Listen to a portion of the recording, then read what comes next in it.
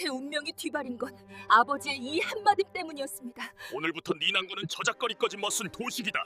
가서 죽은 듯이 살거라. 구독과 좋아요 감사합니다. 오늘의 야담 시작합니다.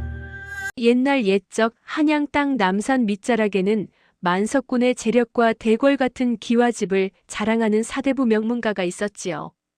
그 집안의 외동딸 명월 아씨는 달빛을 빚어 만든 듯 고운 용모와 난초처럼 꼿꼿한 성품으로 장안의 칭송이 자자했습니다. 아씨의 삶은 비단결처럼 곱고 평화로워 저 멀리 남의 나라 이야기 같은 고난 따위는 평생 닿지 않을 것만 같았지요. 그러나 호사다마라 했던가요? 운명의 장난은 가장 찬란한 순간에 그 그림자를 들이우는 법입니다. 아씨가 7살 되던 해 복사꽃 향기가 담장을 넘던 어느 화창한 봄날이었습니다. 아버지는 어디선가 행색이 남루한 소년 하나를 데려와 별채의 자비를 시키기 시작했습니다. 소년의 이름은 도식이라 하였는데 부모를 잃고 떠도는 고아라 하였으나 흙탕물이 묻은 얼굴 사이로 가끔 비치는 눈빛만큼은 여느 집 자재보다 맑고 깊었습니다. 당시 명월 아씨는 가문의 귀한 딸이라 하나 천성이 워낙 맑고 말괄량이 기질이 다분하여 규방에 가만히 앉아 수나 노는 일에는 도무지 흥미가 없었지요. 어느 날 오후 명월은 아버지가 서재를 비운 틈을 타 몰래 별채 뒷마당으로 숨어들었습니다. 그곳에서 도식은 제 몸집보다 큰 장작을 패며 구슬땀을 흘리고 있었지요. 영차! 소리를 내며 도끼를 휘둘렀으나 장작은 쪼개지지 않고 도끼날만 툭 튀어나와 도식의 발등을 칠 뻔했습니다. 그 서툰 모습에 담벼락 뒤에 숨어있던 명월이 그만 까르르 하고 참지 못할 웃음을 터뜨리고 말았습니다. 소녀는 소스라치게 놀라 고개를 들었고 두 아이의 눈이 마주쳤습니다. 명월은 부끄러워하기는커녕 담장에서 훌쩍 뛰어내려 도식 앞에 섰습니다. 너 장작 하나 제대로 못 패는구나. 내가 가르쳐 주랴. 7살 꼬마 아씨의 당돌한 제안에 도식은 벙벙한 표정을 지을 뿐이었습니다. 그날 이후 두 아이는 어른들의 눈을 피하는 시간마다 비밀스러운 동무가 되었습니다. 하루는 명월이 별채 뒤편에 있는 커다란 감나무에 올라가 보겠다고 고집을 피웠지요. 아씨, 위험합니다. 내려오십시오. 도식의 만류에도 불구하고 명월은 치맛자락을 질질 끌며 나무 위로 성큼성큼 올라갔습니다. 그러다 높은 가지에 매달린 잘 익은 감을 따려던 순간 발을 헛디뎌 앗 하는 비명과 함께 바닥으로 떨어지고 말았습니다. 찰나의 순간 도식이 제 몸을 아끼지 않고 날아들어 명월을 받아냈습니다. 덕분에 명월은 찰과상 하나 없었으나 도식은 바닥을 구르며 팔꿈치가 다 까져 피가 났지요. 명월은 미안한 마음에 제 비단 손수건을 꺼내 도식의 팔을 꽁꽁 묶어주었습니다. 미안해, 도식아. 내가 나를 구해주었으니 너는 이제 내 대장이다.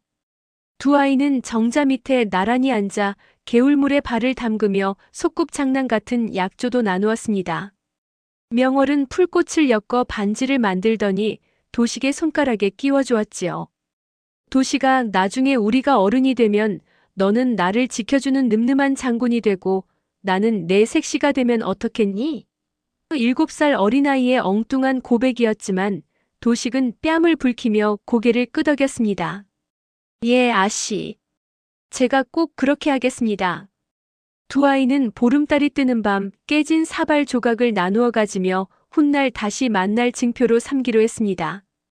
하지만 이 가슴 설레는 약속은 오래가지 못했습니다. 며칠 뒤 도식이 예고도 없이 종적을 감추었기 때문입니다.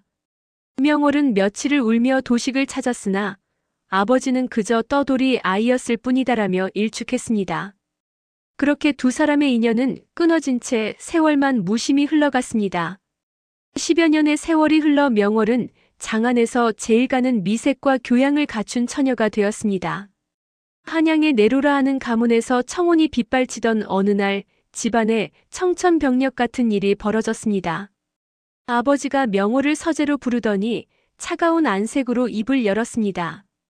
우리 집안에 대대로 내려오는 비급의 점괘를 보았다.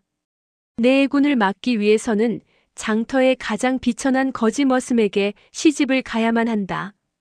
명월은 제 귀를 의심했습니다. 아버님 점괘라니요.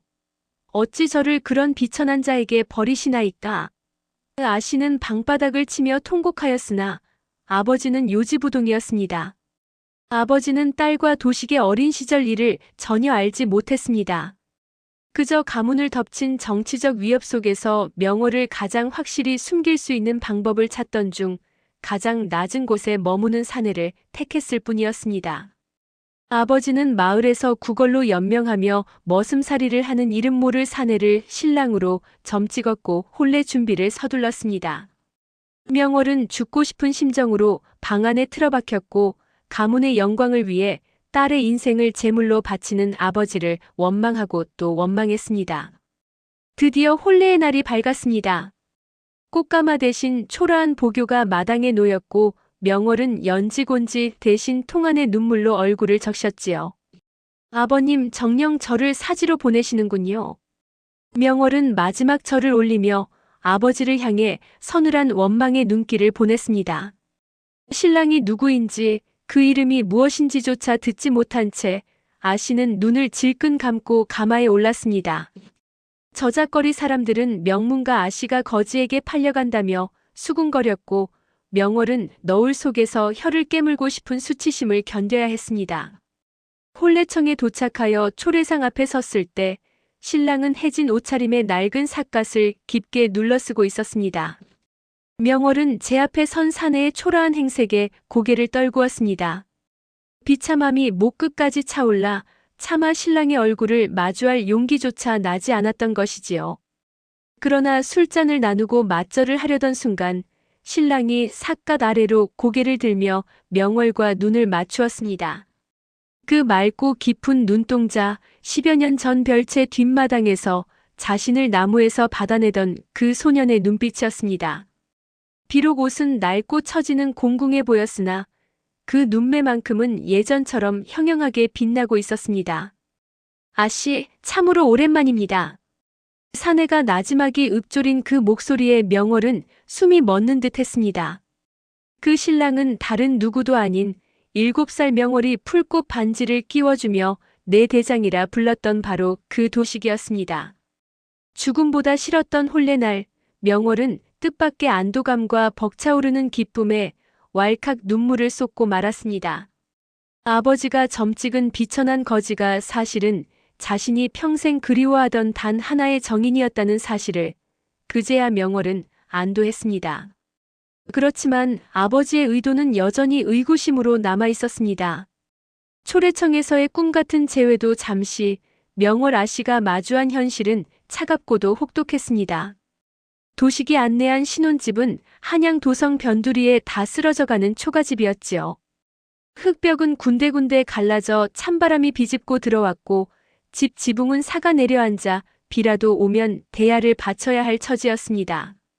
비단 이불 대신 거친 삼배요가 깔린 방 안에서 명월은 잠시 망연자실했으나 이내 제 곁을 지키는 도식의 눈빛을 보며 마음을 다잡았습니다. 비록 행색은 거지 머슴이나 다름없었으나 도식은 명월을 대할 때만큼은 세상 가장 고귀한 옥체를 받들 듯 정성을 다했습니다.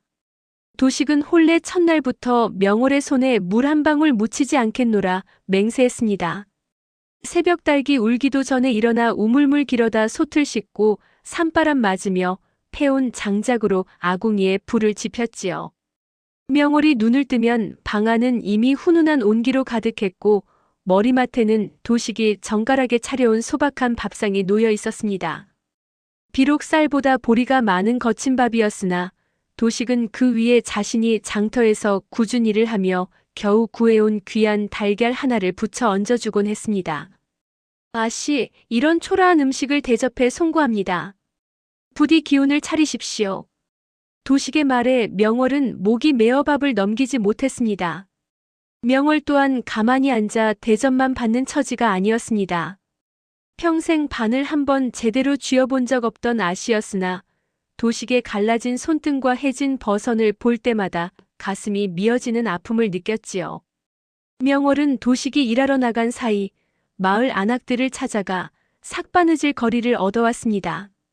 화려한 자수 대신 투박한 무명천을 깁는 일은 고된 노동이었으나 명월은 밤새 촛불 아래서 눈이 침침해질 때까지 바늘을 놀렸습니다.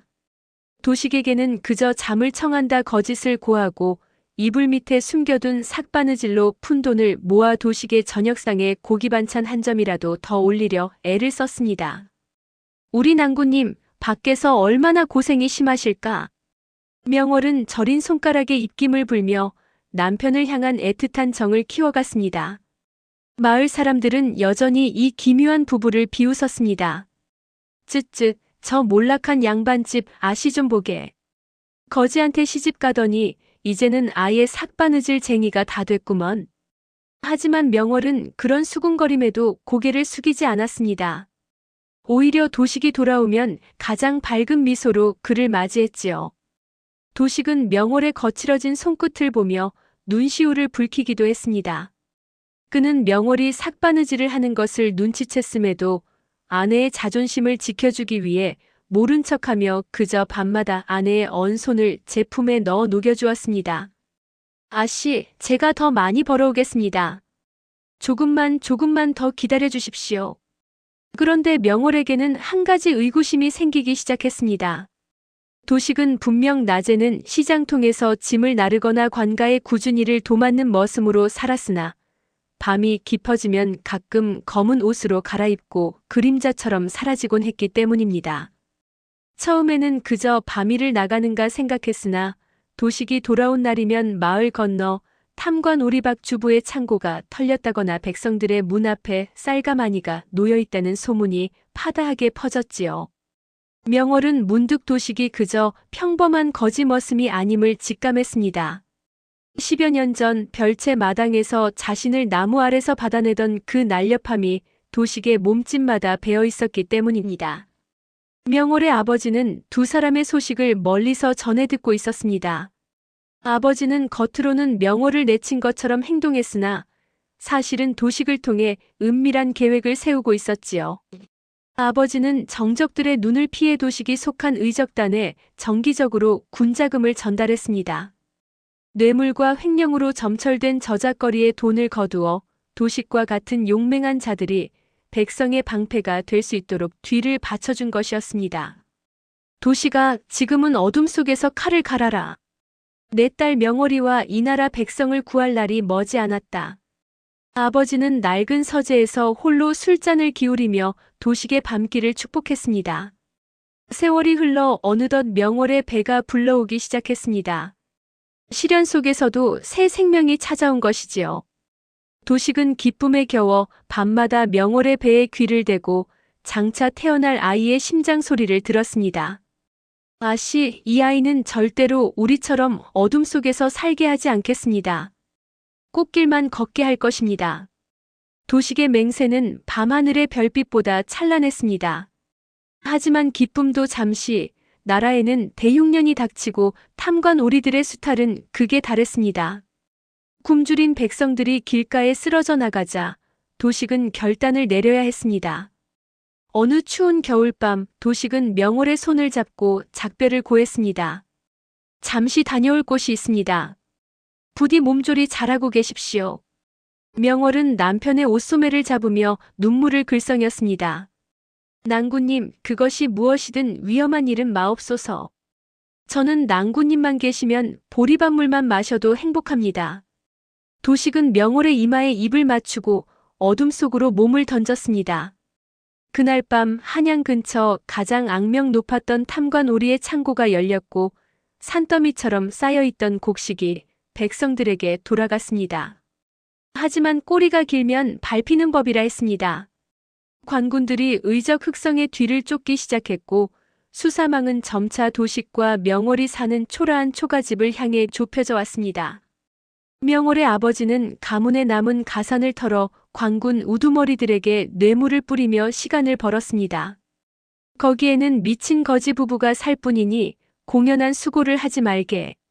아버지는 능청스럽게 관군들을 따돌리며 사위와 딸의 목숨을 지켜냈지요. 명월은 도식이 피투성이가 되어 돌아온 어느 새벽 말없이 그를 맞이했습니다. 비명 한마디 지르지 않고 남편의 상처를 닦아낸 명월은 도식이 가져온 피 묻은 검은 옷을 아궁이 속에 던져 태웠습니다. 낭구님, 묻지 않겠습니다. 당신이 누구든 무엇을 하든 당신은 제 7살 때의 그 대장이고 제 하나뿐인 지아비이십니다. 도식은 명월의 무릎에 얼굴을 묻고 흐느꼈습니다. 두 사람의 그림자가 흙벽 위로 길게 늘어진 밤, 세상의 모든 소음은 사라지고 오직 서로의 숨소리만이 방 안을 채웠습니다. 고난은 파도처럼 밀려왔으나 서로를 향한 믿음은 바위처럼 견고해져 가고 있었습니다.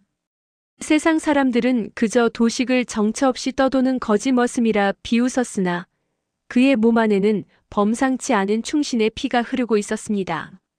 사실 도식의 부친은 선대왕의 두터운 신임을 받으며 나라의 기강을 바로잡던 강직한 판서였지요. 그러나 권력을 탐하던 간신들의 추악한 관계로 인해 하룻밤 사이에 대역죄의 누명을 뒤집어쓰고 가문이 멸문지화의 화를 당하게 되었던 것입니다. 도식의 부친이 참수당하던 그 참혹한 날, 소년 도식의 나이는 겨우 7살이었습니다. 명월의 아버지는 멸문당한 벗의 집터에서 겁에 질린 채 숨어있던 도식을 발견하고는 차마 아이를 두고 발길이 떨어지지 않아 몰래 자신의 집 별채로 데려왔습니다. 당시 명월의 아버지는 이 아이를 어찌해야 할지 몰라 깊은 고뇌에 빠져 있었습니다. 정적들의 서슬 퍼런 감시를 피해 대역죄인의 아들을 거두는 것은 가문 전체의 목숨을 거는 일이었기에 도식을 누구의 눈에도 띄지 않게 숨기는 것만이 최우선이었습니다. 그러나 운명의 실타래는 기묘하게 꼬여 별채의 담을 넘은 7살 명월을 통해 두 아이는 찰나의 인연을 맺게 되었지요. 아버지는 그 사실을 전혀 모른 채 도식의 목숨을 부지시키기 위해 서둘러 그를 먼 산사로 떠나보냈습니다.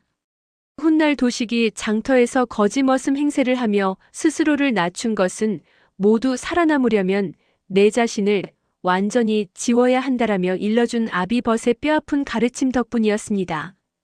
세월이 흘러 명월의 가문마저 정적들의 위협을 받게 되자 아버지는 가슴속에 묻어두었던 최후의 결단을 내렸습니다. 자신의 딸을 가장 확실하게 지킬 수 있는 사람은 오직 이 모든 비밀을 공유하고 있는 도식뿐이라는 사실을 깨달은 것이지요. 아버지는 딸에게 천한자에게 시집가야 산다는 거짓 점괘를 내세워 도식과의 혼례를 서둘렀습니다. 이는 딸을 비천한 곳으로 내몰아 적들의 시야에서 완전히 사라지게 함과 동시에 죽은 벗의 아들과 자신의 딸을 하나로 묶어 훗날 가문이 복권을 도모하려는 노예한 충신의 마지막 승부수였습니다. 명월은 그런 아비의 깊은 속을 모른 채 거짓머슴과의 혼인을 가문의 수치로 여기며 통안의 눈물로 밤을 지새웠던 것입니다. 도식이 의적 흑성으로 활동하며 백성들을 구휼할 때마다 명월의 아버지는 낡은 사랑채에서 촛불을 밝힌 채 사위의 행보를 주시했습니다. 아버지는 도식의 활동이 단순한 약탈이 아니라 탐관 오리들의 비리를 캐내어 왕실에 전달할 결정적인 증거를 모으는 과정임을 간파하고 있었습니다. 그리하여 아버지는 자신의 신복들을 보부상으로 꾸며 도식의 뒤를 지키게 하였지요. 도식이 관아의 곡간을 털다 포위될 뻔한 위기의 순간마다 어디선가 돌팔 매질이 날아오거나 갑자기 산불이 일어나 관군들의 시선이 분산된 것은 모두 아버지가 보낸 조력자들이 뿌린 뇌물과 기지 덕분이었습니다.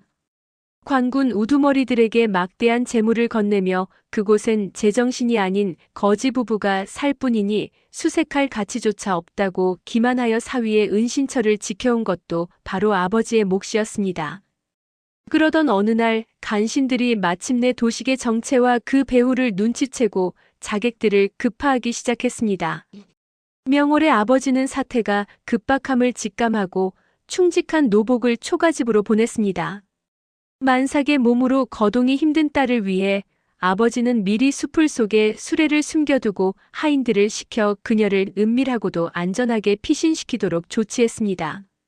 이때 하인은 아버지가 10여 년간 소중히 보관해온 도식 부친의 유품인 옥관자와 피로 쓴 유서를 명월에게 전달했습니다. 대감마님께서 이르시기를 이제야 이 물건을 주인에게 돌려줄 때가 되었다 하셨습니다. 도식 도령의 아버님이 누구인지, 아버님께서 왜 두 분을 그토록 초라한 초가집으로 보내셔야만 했는지 이 안에 모든 진실이 담겨 있습니다. 깊은 숲속 암자로 향하는 수레안에서 명월은 아비의 유서를 읽으며 비로소 그 깊은 사랑에 오열했습니다. 딸을 거지에게 팔아넘겼다는 세상의 비난과 사랑하는 딸의 원망을 묵묵히 삼켜내며 친구의 아들과 자신의 딸을 모두 살리기 위해 스스로 비정한 아비가 되었던 그 숭고한 헌신이 종이 위에 절절히 배어 있었습니다. 도식 또한 약속된 암자에서 명월이 가져온 부친의 유품을 손에 쥐고 차가운 바닥에 엎드려 통곡했습니다.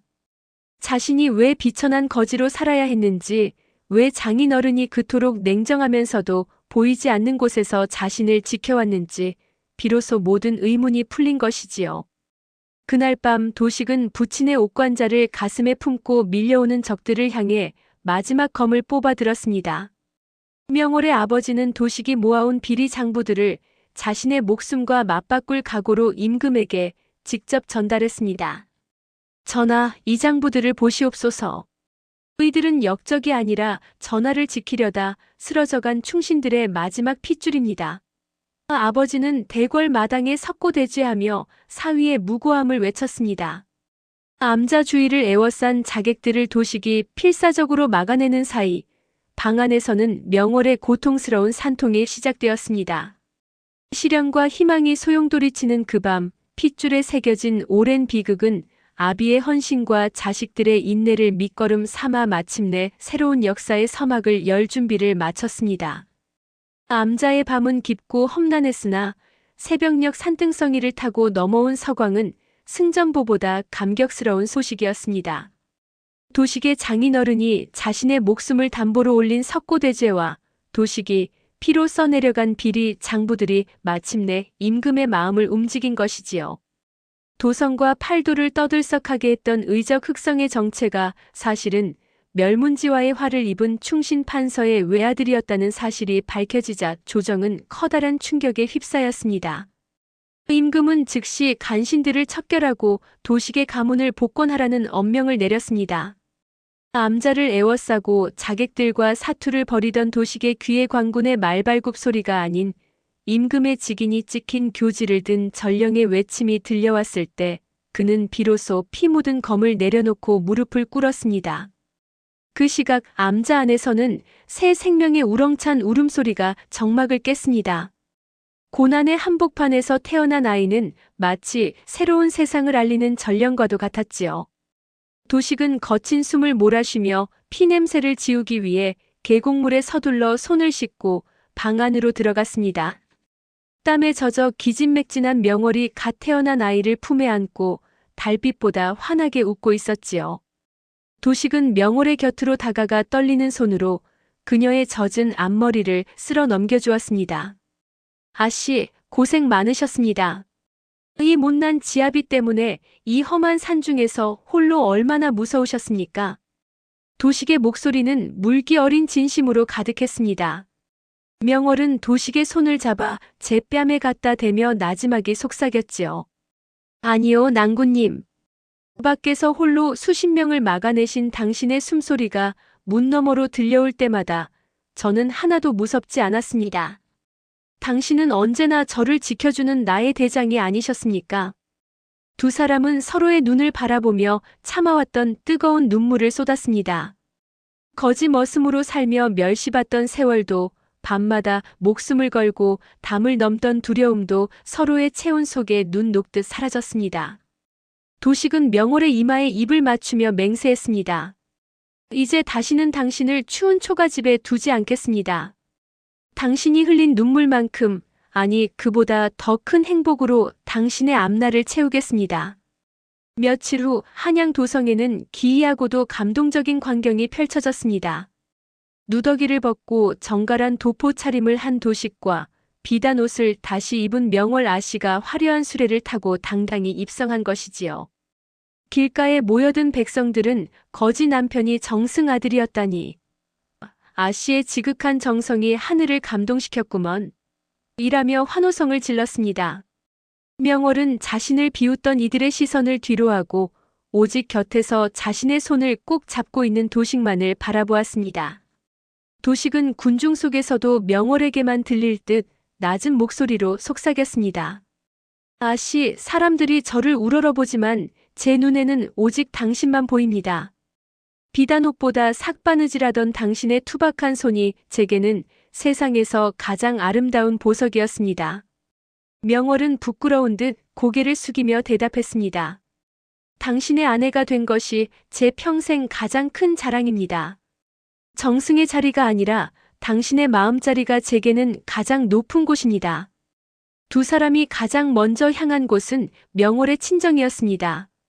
대문 앞에서 기다리고 있던 아버지는 딸과 사위의 모습을 보자마자 지팡이를 내던지고 버선발로 달려나왔습니다. 명월은 아버지의 발치에 엎드려 울먹였지요. 아버님, 원망만 했던 이 못난 딸을 용서하십시오. 저를 살리려 그토록 모진 오해를 견디셨음을 이제야 알았습니다. 아버지는 딸의 어깨를 떨리는 손으로 잡으며 허어롭게 웃었습니다. 아니다, 명월아. 내가 그 모진 세월을 견뎌준 덕분에 내 벗의 핏줄이 살고 우리 가문이 살았구나. 도식 또한 장인어른에게 큰절을 올리며 말했습니다. 아버님, 저를 믿고 아씨를 맡겨주셔서 고맙습니다. 아버님이 아니었다면 저는 평생 어둠 속에서 길을 잃었을 것입니다.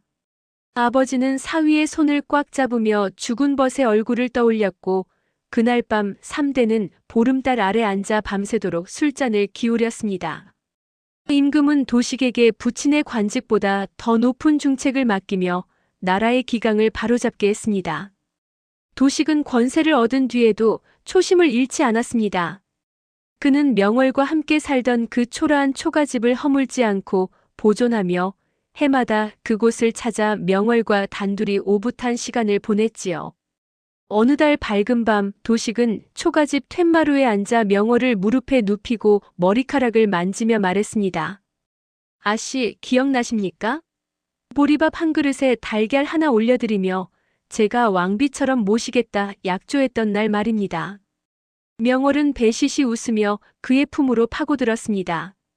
그때 그 보리밥이 세상에서 제일 맛있었습니다.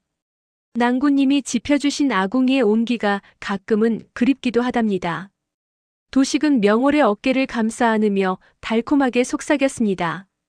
그렇다면 오늘 밤은 제가 정승이 아니라 아씨의 머슴이 되어드리지요. 무엇을 원하십니까? 달이라도 따다 드릴까요? 명월은 그의 가슴팍에 얼굴을 묻으며 대답했습니다. 달은 필요 없습니다. 그저 지금처럼 제 곁에서 향기로운 나무처럼 서 있어 주세요. 당신의 숨소리만 있으면 저는 세상 모든 것을 가진 왕비니까요.